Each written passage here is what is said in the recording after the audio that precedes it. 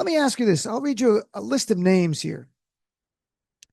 Oklahoma Rep. Kevin Hern, Wisconsin Rep. Scott Fitzgerald, Georgia Rep. Rich McCormick, Alaska Rep. Nick Begich, Wisconsin Rep. Glenn Grothman, Oregon Rep. Cliff Benz, and Representative Mark Alford from Missouri. What do they all have in common? All those names from all over the country. What do they have in common? Two things, my friends. First, they're all House Republicans. And two, all of them just learned how angry their constituents are with Donald Trump and Elon Musk. In other words, they are seeing firsthand the expression that Elon Musk loves to invoke, FAFO, better known as F around and find out. However, in this case, it's Trump and Musk doing the effing around, and it's the House Republicans who are finding out. And I can assure you that what we just saw in the last 6-7 days at town halls across the nation by Republicans is going to amplify. It's going to escalate. And I can say that with confidence because people are seeing what's going on, and that inspires others to come to the town halls. Plus, Trump's poll numbers continue to spiral. Consumer confidence continues to drop. But what keeps going up? Prices. Prices keep going up. I should add the stock market keeps going down. That's going to go down even more tomorrow because Donald Trump just said his tariffs are kicking in against Mexico and Canada. But look at what we just saw over the last 4 or 5 days. In the very red district of Wisconsin's 6th district, Congressman Glenn Grothman, he won by 20 points in November. He was subjected to an angry crowd when he was reading off Trump talking points. He was shocked by it. The crowd is just all white people. You can see the video from Wisconsin. And they booed. And I'll play a clip here. Let's play clip number 4, please. The fact that Elon Musk is there, he will be able to raise questions. And because of his fame and financial success, I think all of a sudden, he is going to be able to force Congress to look at things like aircraft carriers. Obviously, President Trump has issued a lot of executive orders. I think by and large, this is moving very quickly compared to other administrations. And I think across the board, he's done some very good things. I think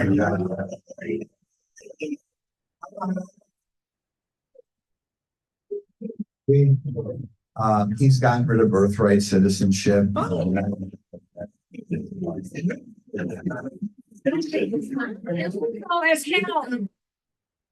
That's a very red district in Wisconsin, folks. And there's anger towards Trump and Musk. And you might say, are some of them Democrats? Well, I saw some of the interviews and some were Democrats. Some said they were conservatives, but real conservatives who are patriots to this country despise Donald Trump. And they don't like what's going on either. And in reality, this town hall is open to anybody. Who's showing up? The people who oppose Grothman. And that's not the only one. Rich McCormick in Georgia. He's a district. He won by nearly 30 points. Trump won this district, huge numbers. So much anger directed at him. People yelling about Musk. The budget cuts are being jammed down the pipe, rushed and slowly. Elon Musk is deciding. And here's a little bit. And here you can hear McCormick. It's kind of cut together because it's a long thing. And near the end, and you could see the video, it's all middle-aged and older white people sitting there. He equates the people criticizing him the same as the January 6th terrorists. And why does he do that? It's to try to stifle and silence dissent. That's what the Republican Party wants. They want you to cheer them. And when this is going on, they might use their DOJ to begin investigating those who are critical of the Trump administration. We already went through that last week. Congressman Garcia got a letter from the acting U.S. attorney in D.C. who Trump appointed. So here's clip number 2, please. Tyranny is rising in the White House, and a man has declared himself our king. So I would like to know, rather, the people would like to know what you, congressmen, and your fellow congressmen are going to do to rein in the megalomaniac in the White House.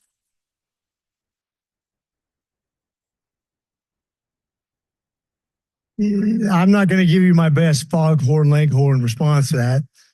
But what I was, you can go ahead and sit down. Thank you. When you talk about tyranny. When you talk about presidential power, I remember having the same discussion with Republicans when Biden was elected.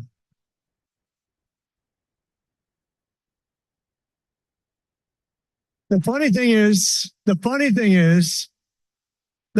is, you're sitting here and a lot of you would probably say those January 6s who are yelling just as loud as you, who are upset just like you. And it went on from there. In Oklahoma, on Thursday, GOP Republican Kevin Hern, as a local media note, had tough questions. And here it is. And it wasn't as animated, but this is a deep red district in a deep red state where people who showed up were not happy with Kevin Hern. Now, they didn't scream at him a lot, but they had a lot of questions. And it was all about Elon Musk and government cuts and who elected this guy and what is going on in this country that Donald Trump's letting him do the cuts. Even some who like Trump don't understand what's going on with Elon Musk. Here's clip number 3. First District Congressman Kevin Hern spoke first about the border, the deficit, and China. His constituents only had questions about government cuts. We're seeing the administration undermining Congress. Will you call Elon Musk in to testify under oath? My concern right now, and I think I speak for a lot of Americans, is Elon Musk. The Chamber of Commerce gathering turned into a spirited debate, Conflicts of interest. And nobody's stopping him. and Hern stuck to his long-held position that government spending is out of control and Congress has not been capable of stopping it. And it's going to impact all of us in this room, regardless of party or whether you like me or not. We've got to find a way to pay for it and get our fiscal house in order. And then, just a short time ago in Missouri, Congressman Mark Alford had a town hall, coffee shop, hundreds of people outside waiting to come in. And inside, he spent like an hour and a half there. It was over and over about Musk, people who had gotten laid off. There are a lot of government workers in the Kansas City area who've lost their jobs. They were there. They were outraged. And Alford said things to them, and I'll read the line here. Just because you have a government job doesn't mean it's a lifetime appointment like the Supreme Court. I mean, the callousness. Republicans are one step away from saying, let them eat cake. And here's a little sound from the local news that we just pulled moments ago about this. Let's play clip number 5, please. The people who made it into the coffee shop were talking over each other, calling Alford names, and booing his answers. Alford stood there for an hour and a half, answering the questions, even if most of his answers toed the Republican talking points, which only antagonized the crowd. The people here live inside and outside Alford's district. They covered everything from Elon Musk to the Ukrainian war, along with immigration and laying off federal employees. Alford told the crowd he feels bad for people who've lost their jobs at places like the IRS and that God has a plan for them. You were not a victim, you were a victor, and you will be able to get another job and provide for yourself and your family. I'm confident of that. People who lost their job, who don't know where to turn. He literally said, God has a plan for you. You heard the reporter say that. And that's making headlines all over. He said, God has a plan and a purpose for your life. Yes, it was not to lose your job to Elon Musk when you're working nonstop, really hard as a public servant. Apparently, the plan was that Donald Trump and Elon Musk was going to take your job. That's what Mark Alford said. These are the same Republicans who say, like in Missouri, where they ban abortion, that there shouldn't be an exception for the life of the mother. It's up to God. It's God's plan who survives. This is what you're dealing with. You're dealing with a right-wing theocratic movement that has no compassion, no empathy whatsoever. And this all happened in red districts. In red districts, very solidly red districts. Imagine the anger in the swing districts. As a reminder, right now, Republicans have a 1-seat majority in the House because 3 members have stepped down because they're going to be in the Trump administration. So the ones who are on the front line, they see what's going on. And while corporate media barely touches this, Trump's approval ratings now, as of 1 month in, just so everybody knows, and this is objective, they're the lowest of any president 1 month in their second term in the history of polling. Yes, let me repeat that. Trump's approval rating right now is the lowest in the history of polling of a second-term president in their first month. That's how bad, and it's dropping by the minute. It's going to go down when the tariffs hit with Mexico and Canada. The bottom's going to fall out. Now, Some people might say Trump wants a recession. And it seems weird, but when I talk to my friends who work in Wall Street, they said, well, the wealthy oligarchs that surround him will make even more money in a recession. While the rest of us are stuck, they have all the cash. They can make more money, millions and millions, billions more. And then Trump can say, if he turns things around in 2 years from now, look what I did. I saved this. This is a Trump-caused recession. He's laying off 200,000 people. That's going to cause an uptick. You have consumer sentiment, as I mentioned on Friday. And again, I'll remind you, University of Michigan, awful. Dropped 10% from last month. It's down 15% from last January to last January. Consumers see what's going on. They see if they have a stock portfolio or 401k or an IRA, that it is sliding. Their IRA and 401k misses Joe Biden.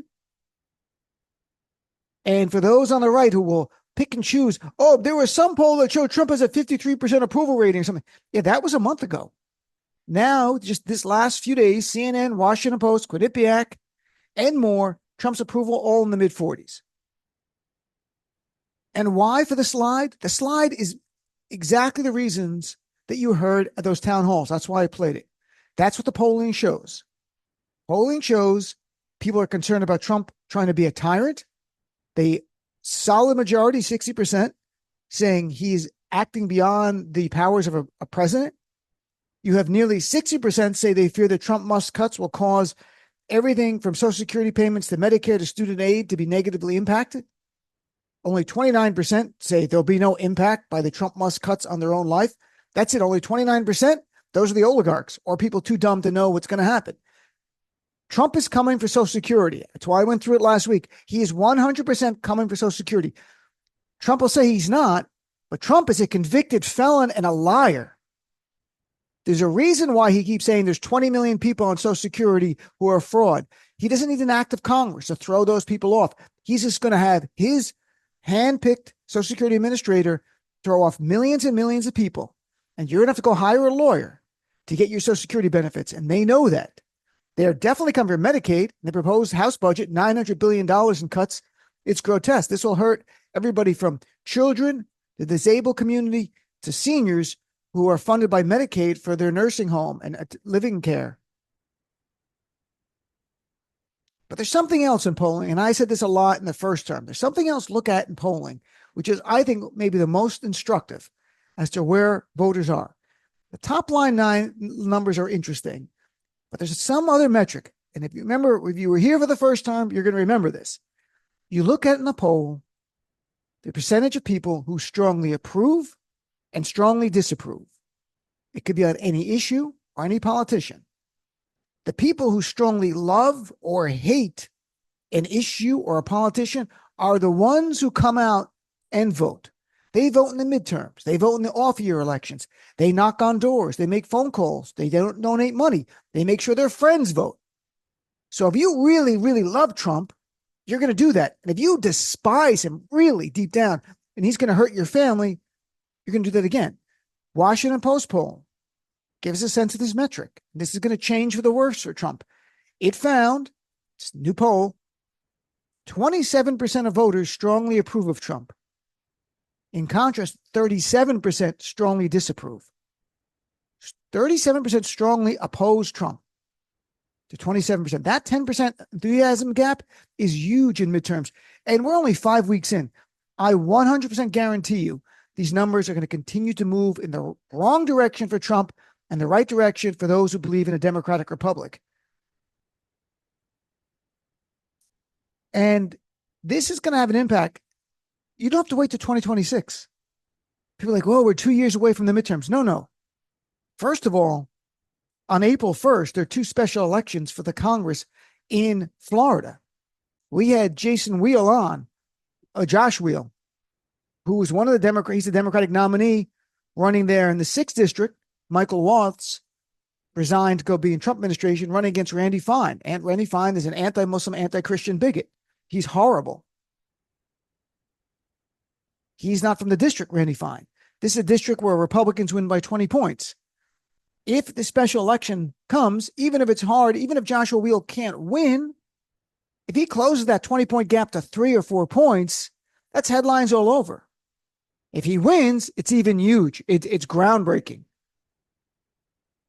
Plus, in 2025, in just a matter of months, we have a gubernatorial race in New Jersey and Virginia. While New Jersey tends to go blue, it doesn't always. Virginia has a Republican governor. Flipping that is really important. That sends an important message. So we're not talking 2 years from now.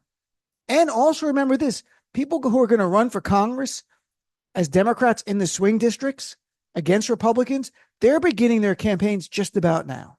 They're talking to friends. They're talking about raising money, and they're going to get out there. So the campaign for 2026 has begun.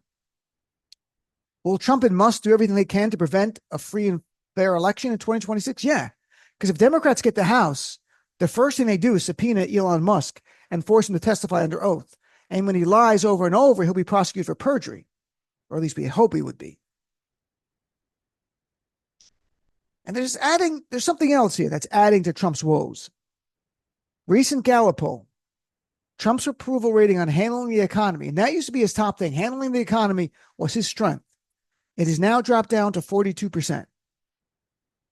Gallup poll, Trump's handling the economy, approval 42%. Let me give you some context. That is the lowest percentage of any president 1 month into their term in the modern era for handling the economy. Trump's at 42%. Biden 1 month in was at 54%. Barack Obama was at 59%. George W. Bush was 53%. Bill Clinton was at 45%. The bottom is falling out of the Trump campaign, Trump administration. That's what's happening. And the result is when the economy gets worse, the only thing Trump can serve up to his base, he can't give them food or eggs at prices they can afford. He can serve up red meat. So expect him to lean in more into diversity and white supremacy and cruelty to make the base happy. Now, I gave you all this polling. I know it's a lot to digest. But I believe that I should have data to back up my opinions. I don't want to come on this show, nor do I write articles just like, here's my opinion. I'm a genius. No, that's not how it works. My goal is to always make you better informed.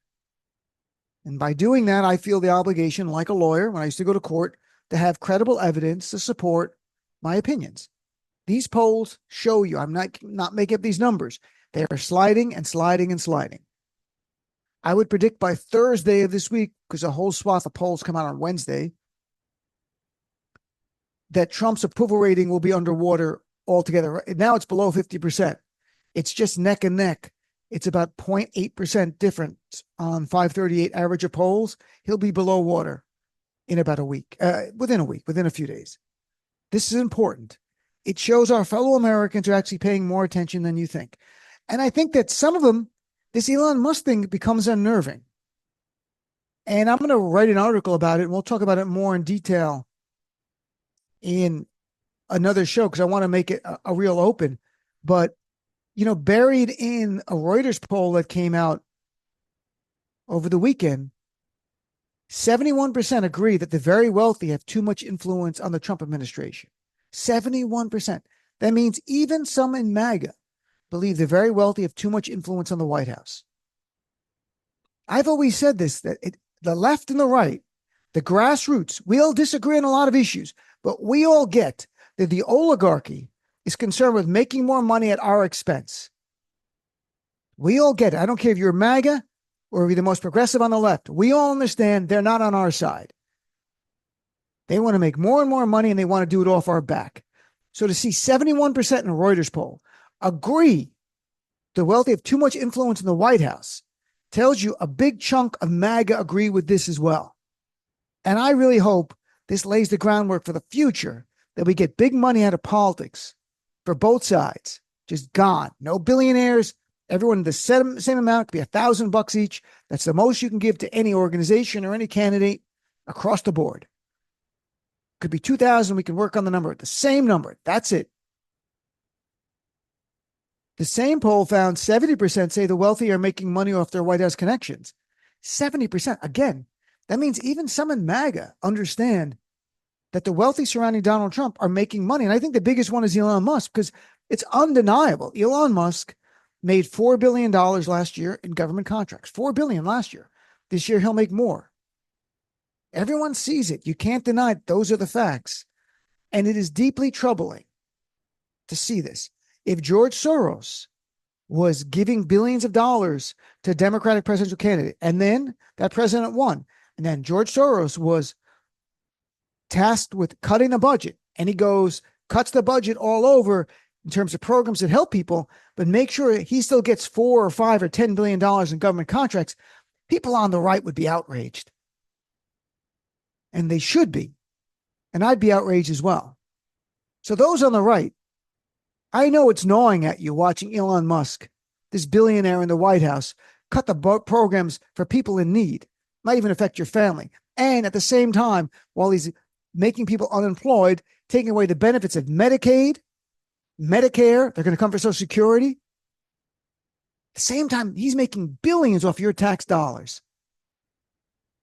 That should anger you. That should make you look at the pitchfork in your garage and say, this maybe's got to get this and go to a protest. At some point, we got to come for the rich. And I don't mean in a violent way. I mean in a way about using our laws to ensure they pay their fair share to close the income inequality gap. But at the very least, if we can't agree on that stuff, keeping their influence limited in politics so that you and I, on the left and the right and the center, have as much influence as they do in politics. And I don't think that's asking too much. But it would mean getting Republicans and even some corporate Democrats to do the right thing. And that's what the future. So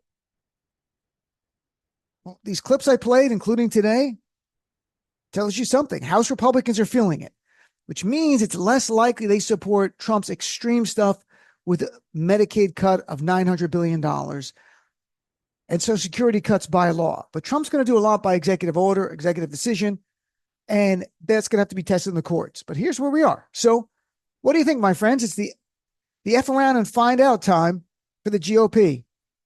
They don't like it at all. They're getting upset.